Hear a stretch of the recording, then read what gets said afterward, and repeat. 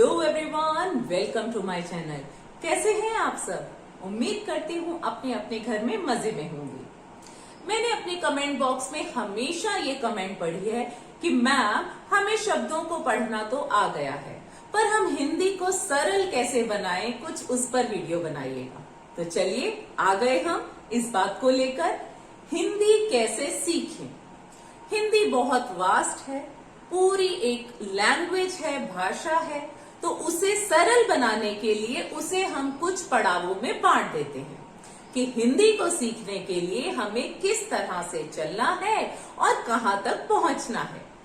सबसे पहले जब भी हम हिंदी को सीखना चाहते हैं तो हमें हिंदी भाषा की लिपि को जानना है। हिंदी किन अक्षरों में लिखी जाती है? अब हिंदी को स्वर और व्यंजन दो भागों में बांटा गया है। स्वर और व्यंजन, इन दोनों पर मैंने वीडियो बनाई हुई है, लिंक मैं डिस्क्रिप्शन बॉक्स में डाल दूंगी ताकि आप रिवाइज कर सकें।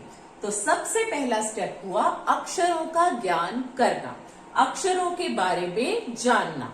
स्वर किसे कहते हैं, व्यंजन किसे कहते हैं, और उनकी भली प्रकार से, अच्छी प्रकार से पहचान करना।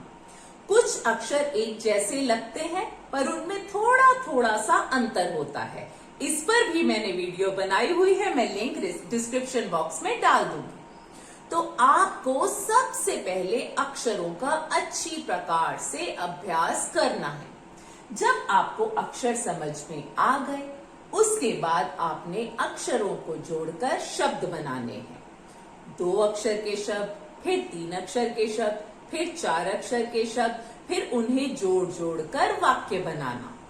पनघट पर चल, अब जल भर, इस प्रकार से छोटे छोटे शब्द और फिर उन शब्दों को जोड़ जोड़कर वाक्य बनाना। अब ये प्रैक्टिस क्यों इतनी जरूरी है? क्योंकि इस प्रैक्टिस को करने से अक्षर भी बहुत अच्छी तरह से समझ में आने लग जाते हैं।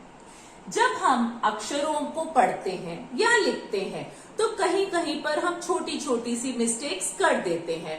भ की जगह म लगा देते हैं, म की जगह भ लगा देते हैं। लेकिन जब हम खूब सारे शब्द और वाक्य बनाते हैं तो ये वाली गलतियां भी हमें समझ में आने लग जाती हैं। तो इसका तो बहुत ही अच्छी तरह से प्रयोग करना है और प्रैक्टिस करनी है। जब शब्दों का ज्ञान हो गया, शब्द हमसे बनने लग गए, वाक्य हमसे बनने लग गए, तो अब हम क्या करेंगे? मात्राओं को समझेंगे। मात्राएं कौन कौन सी होती हैं? आ, ई, उ, री, ए, आई, ओ, औ, अंग, अह। ये सब मात्राएं हमें पता है। सब मात्राओं पर भी मैंने वीडियो बनाई हुई है, आप देखकर रिवाइज कर सकते हैं। जब हमें मात्राएं अच्छी तरह से समझ में आ गई, अब मात्राओं का अभ्यास कैसे करना है? फॉर एग्जाम्पल, ये एक मात्रा है। जब इसे हमने अक्षर से पहले लगाया था तो ये छोटी ई की थी, अक्षर के बाद लगाया तो ये बड़ी ई की बन गई। अब हम इसी मात्रा को लगा लगा के खूब सारे शब्द बनाएंगे। द के ऊपर लगाया, बना दी, शब्द बना दी, न दिन। अब द के ऊपर लगाया बड़ा, तो बड़ी ई की मात्रा बना दी, दी के साथ लगा दिया या, बन गया दिया। इस तरह से आप प्रैक्टिस करेंगे। मात्राओं को अलग अलग शब्दों में अलग अलग जगह पर लगा लगा कर पढ़ने का अभ्यास करेंगे। मात्राएं समझ में आ गई हैं तो मात्राओं के साथ साथ हमें व्याकरण को समझना है। अब ये मैंने साथ साथ क्यों कहा?